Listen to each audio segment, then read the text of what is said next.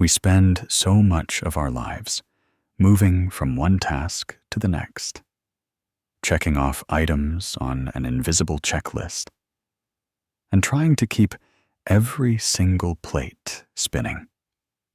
You look at your phone, see a stack of unread notifications, realize you forgot to reply to a text from 3 days ago, and immediately that familiar little voice starts up. It's the one that tells you you're falling behind. It's the one that whispers you should be doing more, being more, achieving more.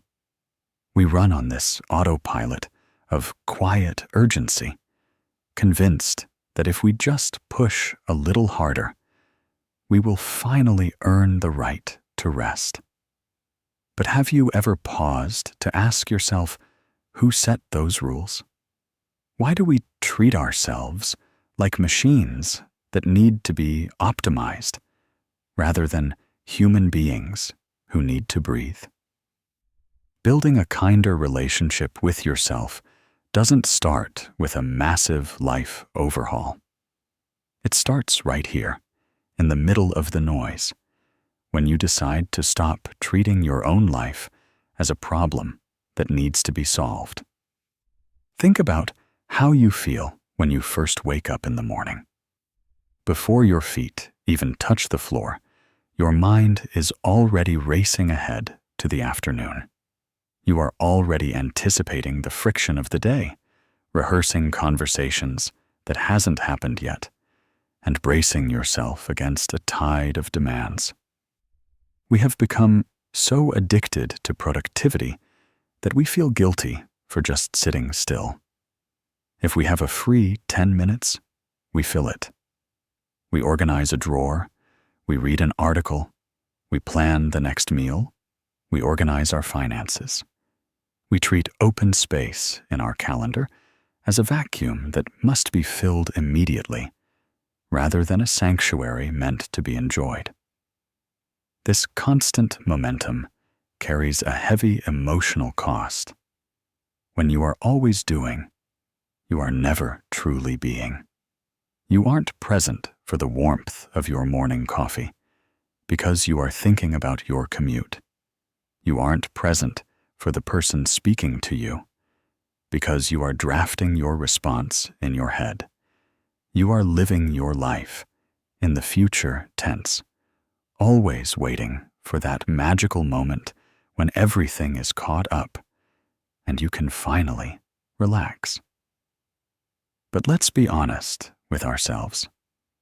That moment never arrives. The inbox is never completely empty.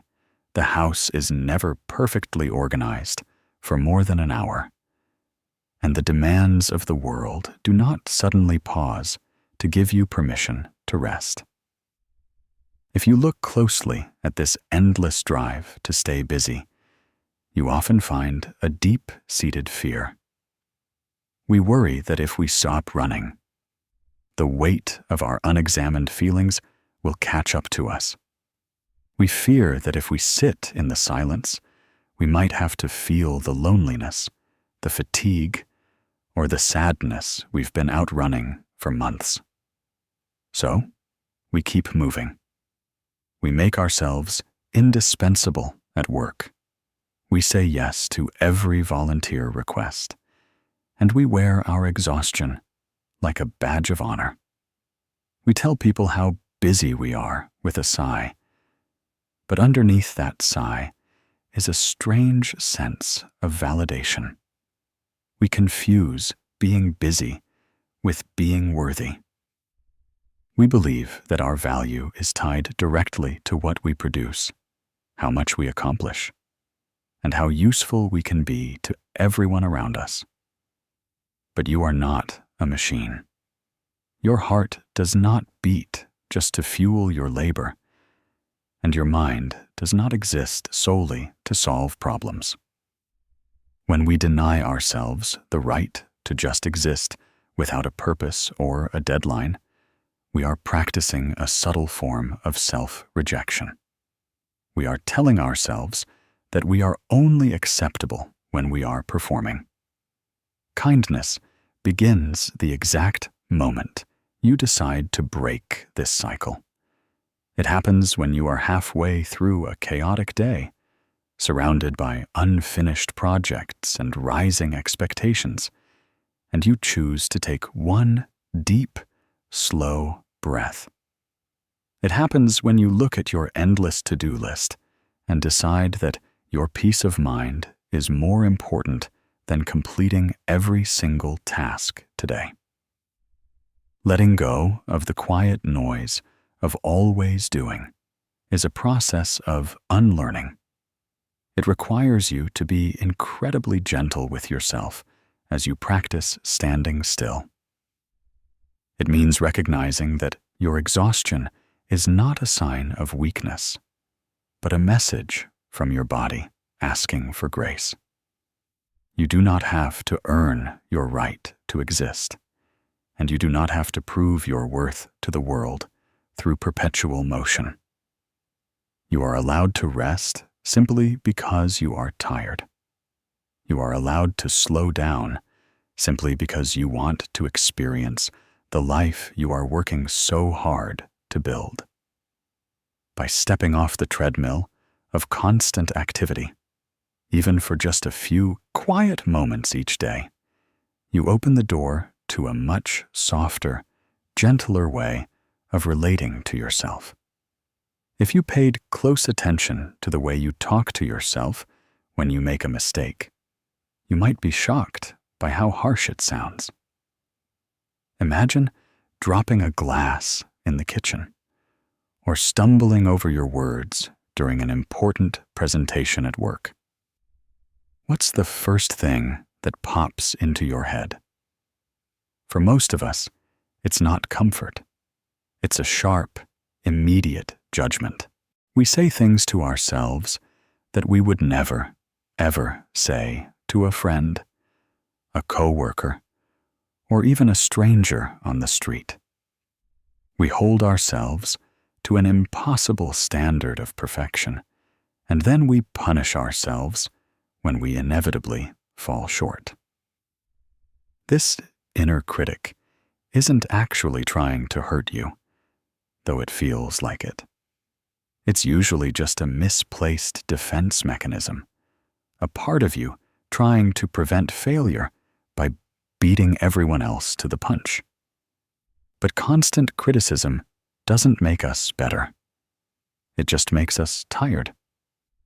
Kindness begins when we notice that harsh voice and choose not to agree with it anymore. Think about the tone of that voice. It isn't just pointing out an error. It is attacking your character. When you burn a meal, it doesn't say, "That was an accident." It says, "You can't do anything right." When you forget an anniversary or an important date, it doesn't say, "You've been under a lot of stress lately." It whispers, "You are selfish and uncaring." This voice is relentless, tracking your missteps with a ledger, ready to remind you of every failure you've accumulated over the years. We listen to it because it sounds so authoritative, so deeply convinced of its own truth. We mistake its cruelty for honesty. We tell ourselves that if we aren't hard on ourselves, we will become lazy, complacent, or worse. We use shame as a motivator, believing that if we beat ourselves up enough, we will finally change into someone worthy of love. But what does that constant internal bruising actually do to us? It makes our world incredibly small. It makes us afraid to try new things because the penalty for failure is too high. If taking a risk means facing a week of self-loathing, it becomes much safer to stay exactly where we are, even if we are unhappy. We live in a state of hyper-vigilance, constantly scanning our behavior for any possible flaw, before anyone else can notice it. This inner critic isolates us. It tells us that if people really knew what a mess we were, they would leave. So, we put on a brave face, hide our struggles, and carry the heavy weight of our perceived inadequacy all by ourselves. We become our own jailer, locking ourselves away from the very connection and warmth we crave. To build a kinder relationship with yourself, you have to change how you relate to this critic. You cannot fight it with more anger, because beating yourself up for beating yourself up just keeps you trapped in the same cycle. Instead, you have to look at this voice with a sense of curiosity and deep sorrow. Where did it learn to speak so harshly? Often, if you trace that voice back, you realize it belongs to an old environment, a strict teacher, or a parent who didn't know how to handle their own anxiety. It is the voice of a scared child who learned that the only way to stay safe and accepted was to be completely flawless. When you see it this way, your anger melts into compassion. You realize that your inner critic is just a wounded part of you that is terrified of being rejected. The next time you make a mistake and that sharp judgment flares up, try to pause. Just for a second. Take a breath and recognize it for what it is. A habit, not a fact. You can acknowledge the thought without letting it settle into your heart. You can say to yourself, I hear the fear right now, but I am not going to agree with the cruelty. Imagine treating your mistakes the way you would treat a child who is learning how to walk and stumbles. You wouldn't yell at them. You wouldn't tell them they are a failure. You would reach out your hand, help them up, and tell them it is okay to try again. You deserve that exact same tenderness from yourself. You are doing the best you can with what you have, and a mistake is simply a sign that you are living, learning, and trying.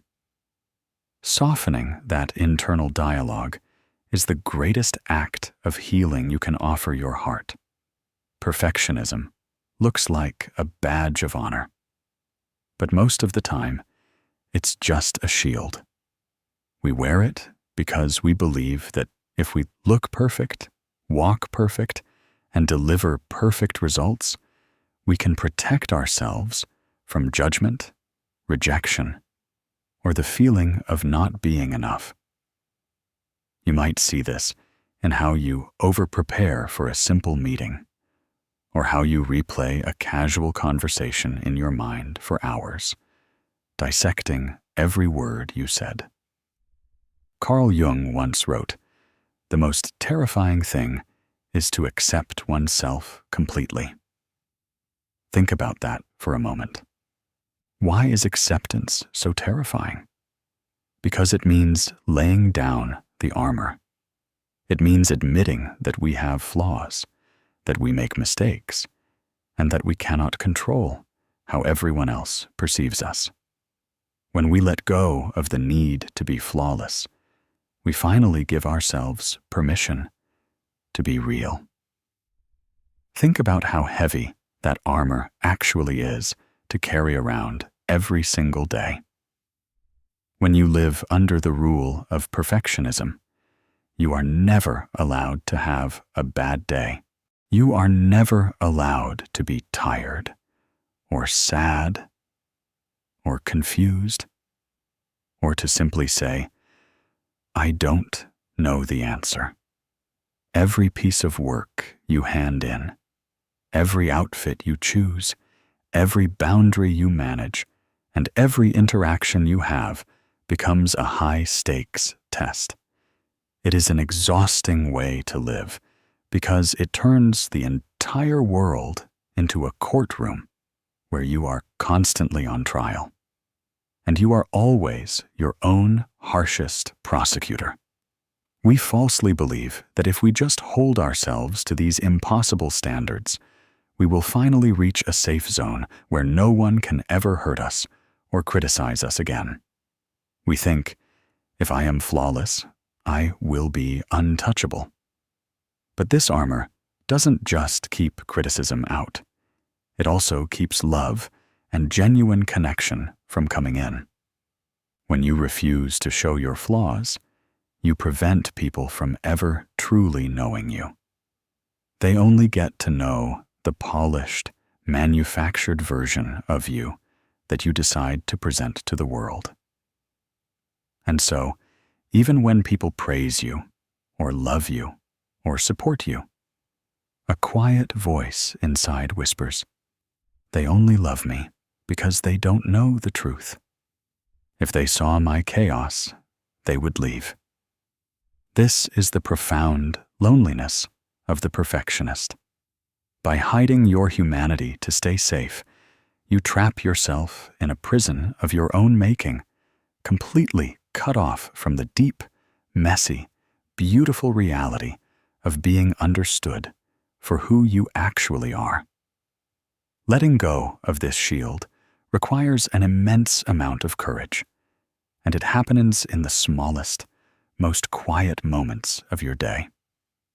It happens when you intentionally send an email that is good enough, rather than spending another hour agonizing over a single sentence. It happens when someone asks how you are doing, and instead of giving the automatic answer of, "I'm great, everything is perfect," you take a risk, look them in the eyes, and say, "Honestly, I've been feeling really overwhelmed lately." It happens when you look at your unorganized living spaces or your unfinished projects and choose to sit on the couch and rest anyway, refusing to let your productivity dictate your peace of mind. We must learn to look at our imperfections not as structural failures, but as the very places where our unique humanity shines through. Your flaws are not deficits. They are simply the evidence that you are alive and navigating a complicated world. When we stop demanding the impossible from ourselves, we can finally begin to appreciate the person we actually are right now, rather than the idealized version we are trying to build. You do not need to be flawless to be worthy of respect, and you do not need to be perfect to be worthy of love. The cracks in the armor are not weaknesses. They are the exact places where light, connection, and true compassion finally find a way into our hearts. When a difficult emotion hits, whether it's loneliness, anxiety, or regret, our first instinct is usually to run away from it. We distract ourselves. We pick up a new project. We scroll through social media, or we dive headfirst into helping someone else fix their life, just so we don't have to look at our own. But ignoring a feeling doesn't make it disappear. It just buries it alive. Think of a time when you felt completely overwhelmed, and instead of acknowledging it, you just forced a smile and kept going. It catches up to you eventually, usually as exhaustion or a sudden burst of frustration over something small. Kindness means stopping the flight. It means sitting down with your discomfort, acknowledging it, and saying, "I see you, and it's okay that you're here right now." Think about how much energy it actually takes to keep pushing your pain beneath the surface. It is like trying to hold a heavy object underwater. You can do it for a little while, But eventually, your muscles fatigue, your breath grows short, and the object forces its way back to the top anyway. We run because we are terrified that if we let ourselves actually feel the sadness or the grief, it will overwhelm us. We worry that if we open that door, we will drown in it, or that the pain will become a permanent state of being. So, we stay busy. We stay loud. We fill every silence with background noise, every free evening with commitments, and every empty thought with a brand new worry. We treat our own pain as an enemy, a threat to our stability, rather than what it truly is, a cry for attention from a part of us that hurts. When you refuse to turn toward your pain, you accidentally numb your capacity to feel everything else too. You cannot selectively shut down your difficult emotions without also dulling your joy, your enthusiasm, and your peace. Life begins to feel flat, like you are watching it through a thick sheet of glass. You are moving through the motions, doing all the right things, but you don't feel anchored in your own skin. The emotional burden you are running from is still there, leaking into your life through a constant state of irritability, a low-grade anxiety, or a profound physical tiredness that sleep cannot seem to fix. Your body is holding on to the tension of everything you are trying so hard not to feel.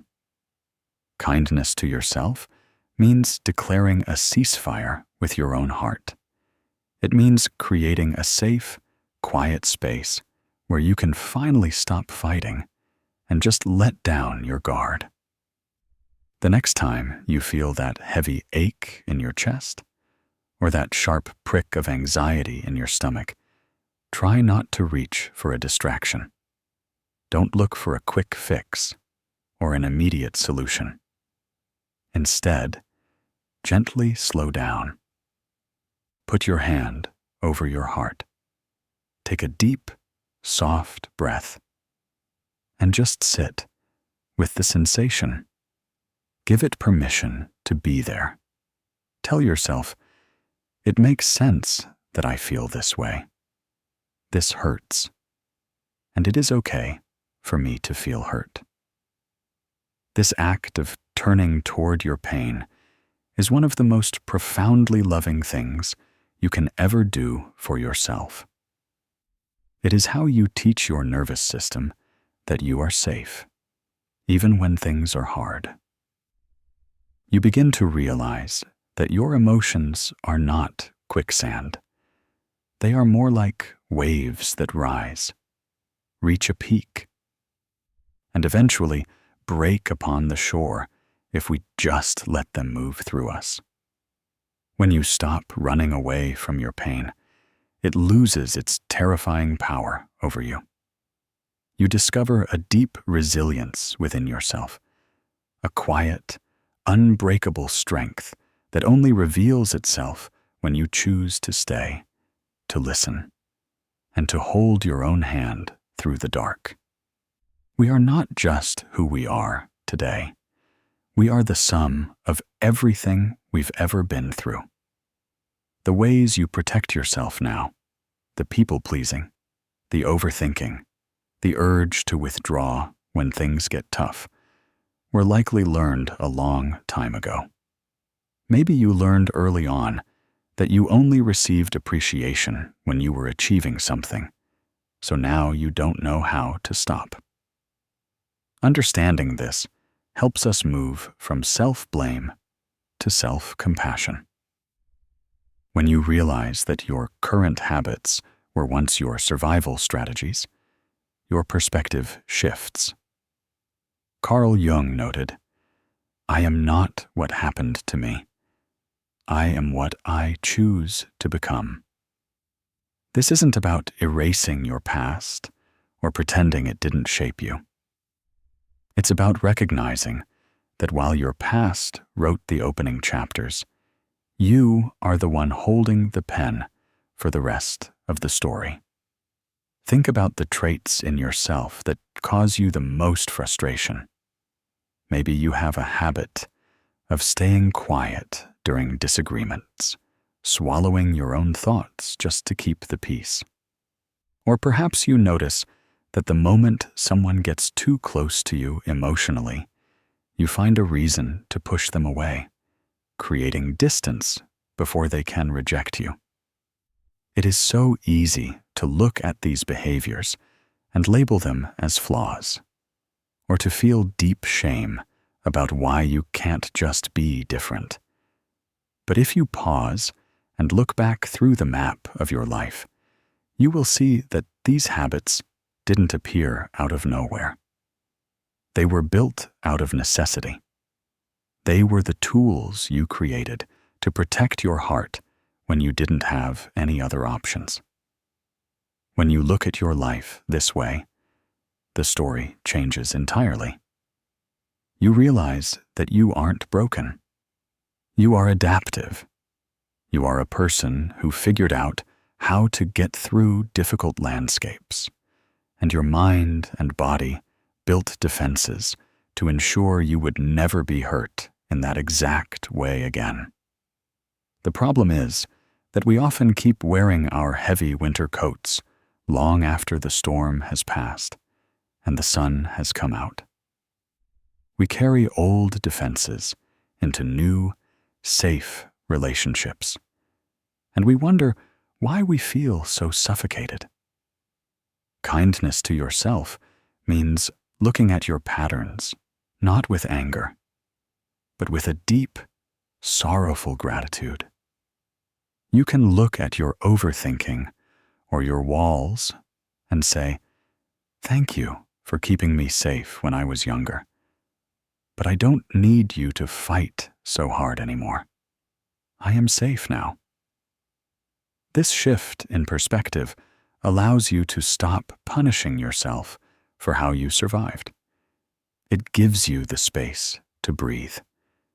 When you understand that your reactions are just echoes of old memories, you can stop reacting on autopilot. You can feel the urge to run away or to appease someone. Notice it and gently tell yourself, "That is just my old history talking. That is just the map of where I've been, but it doesn't have to be the destination of where I am going." You begin to see that you are no longer that helpless version of yourself who had to accept whatever was handed to them. You have agency now. Forgiving your history means recognizing that you did the absolute best you could with the awareness you had at the time. You cannot change the early chapters of your book, and you cannot rewrite the moments where you were hurt or misunderstood. But you can change how you treat the person who lived through it. By wrapping your past in compassion, you heal the foundation of your present. You build a sturdy, loving home inside yourself, a place where your history is acknowledged, but where it no longer has the power to dictate who you get to be tomorrow. A major part of being kind to yourself is learning where you end and where other people begin. Many of us are terrified of the word no. We say yes to extra projects at work when our calendar is already full. Or we agree to social plans when our body is crying out for rest. We do it because we want to be helpful. But when we say yes to everyone else at the expense of our own well-being, we are actively saying no to ourselves. Setting a boundary isn't an act of selfishness or aggression. It is an act of preservation. It's a way of telling yourself, my time, my energy, and my peace are valuable. and I am responsible for protecting them. You cannot pour from an empty cup, and you cannot love others deeply if you are constantly abandoning yourself to do it. Think about the physical and emotional toll of living without boundaries. It feels like leaving the front door of your house wide open, allowing anyone to walk in, trace dirt over your floors, rearrange your things, and leave their heavy baggage in your living room. You are left with the exhausting task of cleaning up after everyone else, while your own space feels entirely violated. We do this because we are terrified of conflict, or because we worry that if we draw a line, people will think we are cold, uncaring, or difficult.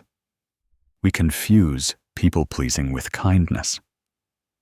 We believe that to be a good person, we must always be available, always agreeable, and always willing to sacrifice our own comfort to make things easier for someone else. But when you constantly swallow your own needs to keep everyone else happy, that unexpressed frustration doesn't just disappear. It turns inward. It transforms into a quiet, simmering resentment toward the very people you are trying so hard to please. You start to feel bitter when they ask for your help, even though you were the one who gave them permission to ask. This resentment is a clear warning signal from your heart. It is the part of you that loves you, trying to tell you that you have given away too much of yourself. True kindness cannot exist without boundaries. When we fail to set them, we aren't actually loving people. We are just manipulating our behavior so they won't be upset with us. Learning to set boundaries is an emotional, uncomfortable practice because it forces us to sit with the discomfort of letting someone down. It means choosing your own well-being over someone else's temporary convenience. The first time you say, "I would love to help, but I just don't have the capacity for this right now," your heart might race. You might feel a wave of guilt washing over you, tempting you to take it back and apologize. But in that exact moment, you are practicing the highest form of self-love. You are teaching your nervous system that you are allowed to have limits. You are declaring that your health and your sanity are not bargaining chips to be traded for validation. Setting a boundary is not about building a wall to shut the world out. It is about building a beautiful, secure fence with a gate, so you can choose exactly who and what has access to your inner life. It is an invitation for people to love you safely, without draining you. When you protect your energy, you actually become more genuinely available to the world, because the love you give is no longer fueled by obligation or fear. It is fueled by a genuine, overflowing abundance. By learning to say a gentle, firm no to the things that break your spirit, you finally clear the space to say a wholehearted yes to your own life, your own healing, and your own peace. We all wear masks. We have a professional mask for the office, a polite mask for social gatherings, and a strong mask for our families when we want to pretend everything is fine. There is a practical use for these roles, but the danger comes when we forget who we are underneath them.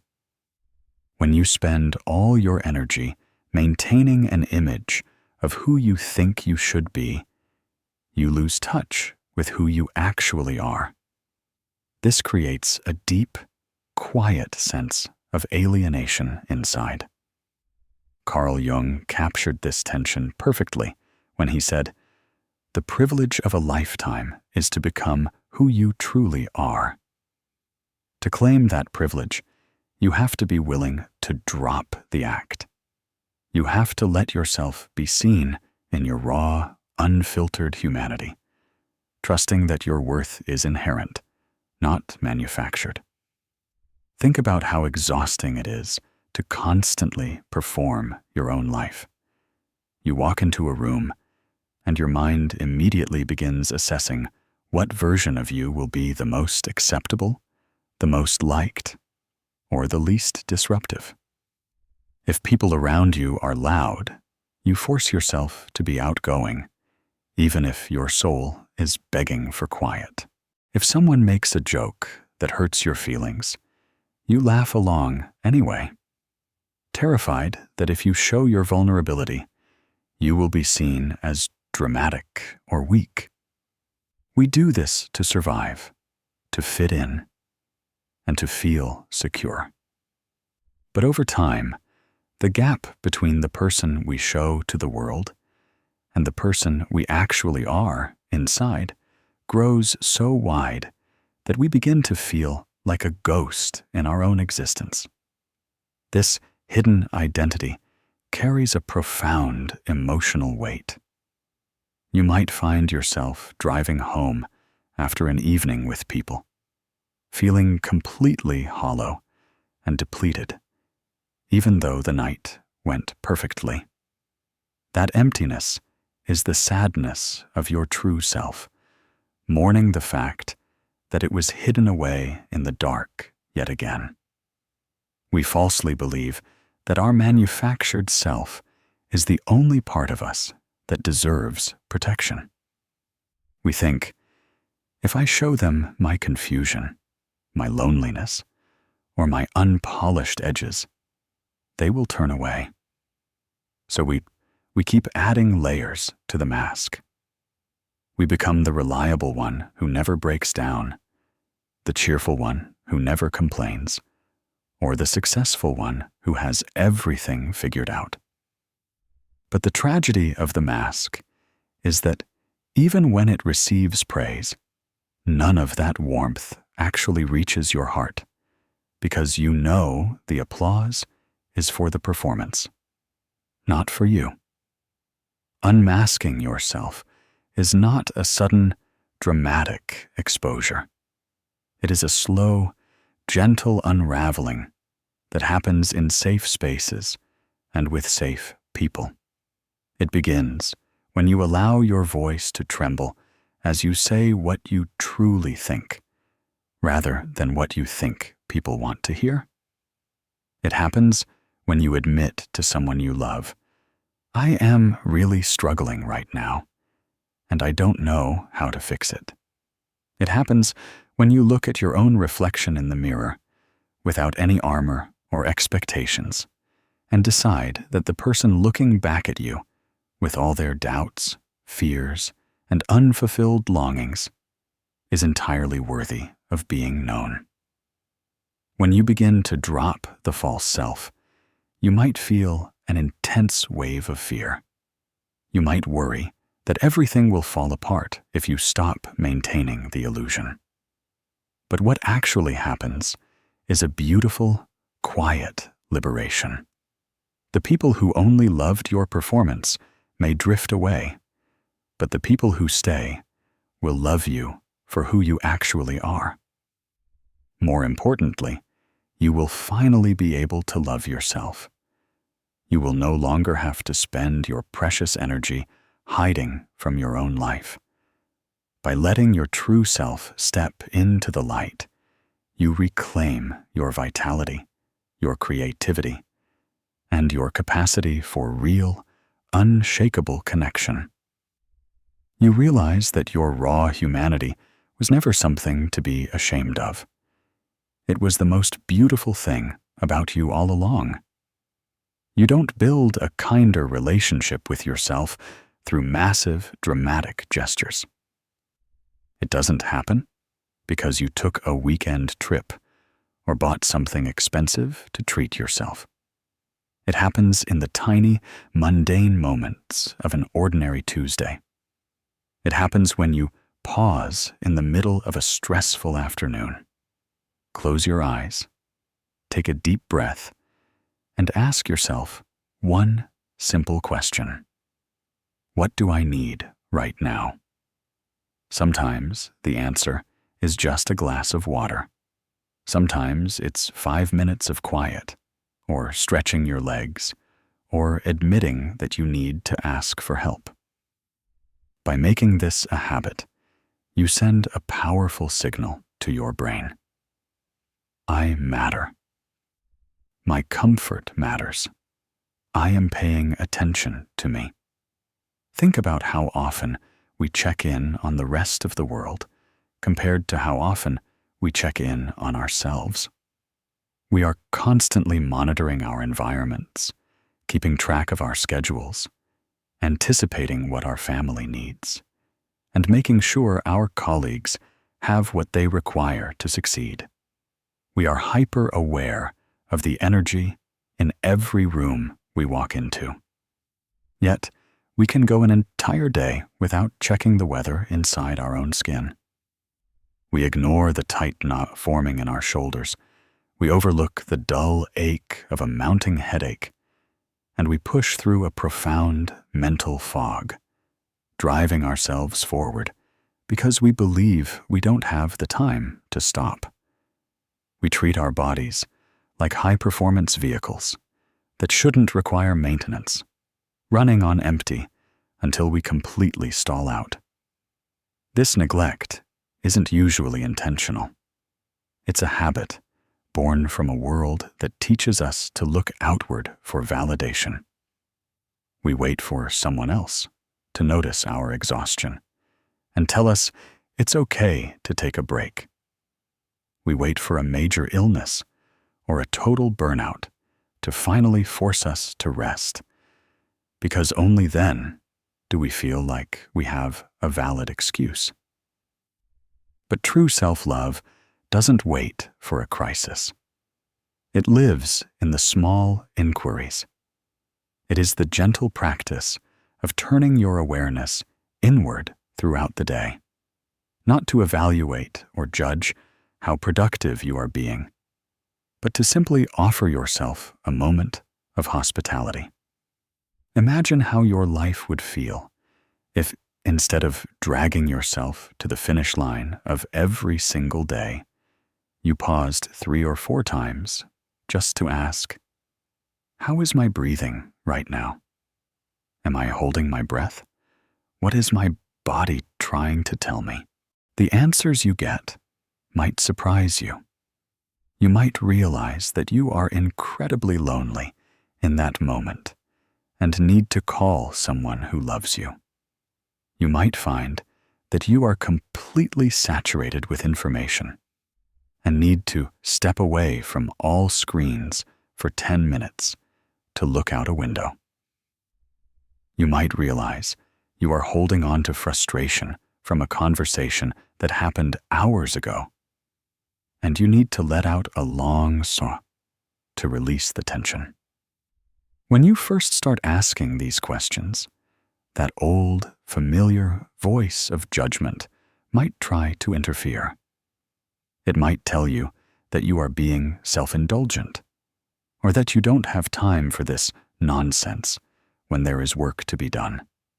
But taking 60 seconds to check in with your well-being is not a waste of time. It is an investment in your sanity. It is how you break the autopilot of stress. You are showing yourself the same attentiveness and care that you would naturally show to a loved one who looks tired. By building this gentle loop of internal communication, you build a deep sense of internal safety. You learn to trust that no matter how chaotic the outer world becomes, you will not abandon yourself. You become a supportive companion to your own heart, navigating the day hand in hand with your needs, rather than dragging yourself through it. It is incredibly easy to look back at your past with the knowledge you have today and judge your previous choices. We look at old relationships, old career moves, or conversations from years ago and wonder, how could I have been so blind? Why did I stay so long? Why did I say that? But guilt is a heavy, unproductive weight to carry around. You made those choices based on the tools, the awareness, and the emotional capacity you had at that exact moment. You were doing the best you could with what you knew. True self-love requires us to look back at that younger, confused version of ourselves, not with anger, but with immense tenderness. Forgive yourself for the doors you opened to the wrong people, and for the times you didn't stand up for yourself. You had to go through that version to get to this one. Think about how deeply unfair it is to hold your past self accountable for things you only learned after the fact. Wisdom is a hard-earned currency, and it is only minted through the experience of living, failing, and stumbling. Yet, we treat our past mistakes as if we committed them on purpose, with full clarity, just to ruin our own lives. We carry around a quiet, simmering anger toward the person we used to be. We are angry at the younger version of us who trusted someone who clearly couldn't be trusted. We are ashamed of the version of us who stayed in a toxic environment because we were too terrified of being alone to leave. We look back and feel a wave of regret so sharp that it makes us want to shrink away from our own history. But when you stay angry at your past self, you create a division inside your own heart. You are essentially turning your back on a younger, more vulnerable part of you that desperately needed guidance. If you could build a time machine and go back to that specific day, that specific year, what would you actually see? You wouldn't see a malicious person trying to make bad choices. You would see someone who was deeply tired, someone who was anxious, someone who was desperate for acceptance, or someone who simply didn't have the emotional maturity yet to handle the storm they were in. You would see someone who was operating completely on survival mode, using whatever fragile coping mechanisms they had available at the time just to get through the day. Kindness to yourself means looking back at that version of you and offering them a blanket of grace. It means sitting down next to your memories and saying, I understand why you did that. You were scared, you were lonely, and you didn't know any better. It's okay. I forgive you. When you offer yourself this kind of forgiveness, something beautiful shifts inside. The heavy, suffocating knots of regret begin to loosen. You realize that you don't have to punish yourself forever to prove that you've changed. The very fact that you now look back and feel uncomfortable with those old choices is the proof that you have grown. It is the proof that you are no longer that person. Letting go of this guilt allows you to reclaim the energy you've been using to beat yourself up. You can finally stop trying to rewrite history in your head, replaying the same scenarios over and over, wishing for a different outcome. You cannot change what happened, but you can change the emotional environment of your present. You can decide that the person you were 5 years ago, or even 5 minutes ago, deserves your protection and your mercy. By wrapping your past in tenderness, you bridge the gap between who you were and who you are becoming. You give yourself the ultimate gift of a clean slate, recognizing that every single detour, mistake, and broken piece was just a necessary step on the long, winding road back home to yourself. Building a kinder relationship with yourself is not a destination you reach and then never leave. It is a daily, lifelong practice. There will be days when you fall right back into old patterns of self-criticism and overworking. That doesn't mean you've failed.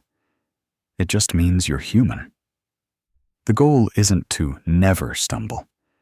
It's to shorten the time it takes to catch yourself and soften your landing. When you stop fighting against who you are and start working with yourself, everything changes. You become your own safe harbor. So, as you move forward into tomorrow, take a deep breath. Let your shoulders drop away from your ears, and remember to speak to yourself with the warmth and patience you so freely give to the rest of the world. Think about what it really means to live your life as your own ally instead of your own worst enemy. For so many years, you may have treated yourself like a project that never quite gets finished, or a problem that constantly needs to be fixed. You have dragged yourself through heartbreaks, through long hours of exhausting work, through transitions and losses, all while demanding that you stay strong, quiet, and perfectly put together. But true healing happens when you finally stop fighting the person you see in the mirror. It happens when you look at your fears, your sensitivities, and your exhaustion, and you decide that you are going to love yourself through them, rather than waiting for them to disappear before you extend your approval. This shift in how you live doesn't mean your life will suddenly become easy or free of pain. Difficult seasons will still arrive. People will still let you down. Plans will still fall apart. And there will be moments when you feel completely lost in the dark. But the difference is that you will no longer have to face those storms alone in your own mind. You won't have to worry about that inner critic turning a difficult situation into a referendum on your value as a person. When you walk forward, hand in hand, with yourself, you have a baseline of internal security that no external circumstance can take away. You become a stable place for your own heart to rest when the rest of the world feels shaky and unpredictable. Imagine the absolute freedom of going through your day knowing that no matter what mistakes you make, no matter how many times you have to change your mind, and no matter how much you struggle, you will always return to a soft, forgiving, internal home. You don't have to earn your way into this space. You don't have to achieve a certain level of success or reach a specific milestone before you are allowed to treat yourself with respect. You are allowed to start right now, in the very middle of your messy, incomplete, beautifully flawed life. You can decide today that the endless war with your own nature is officially over. As you close this chapter and step back into the rhythm of your daily routine. Carry this gentle promise with you. When the quiet noise of always doing starts to pull you away, pause and breathe. When the harsh critic inside tries to tell you that you aren't enough, remind yourself of your boundaries and your history. When you feel the familiar urge to put on a mask to please someone else, remember the privilege of your true identity. You are a human being navigating a complicated world, doing the absolute best you can with the tools you have.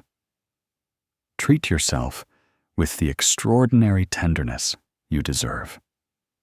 Walk slowly, breathe deeply, and remember that the most important, most healing relationship you will ever cultivate is the one you are building with yourself right now, with every single heartbeat.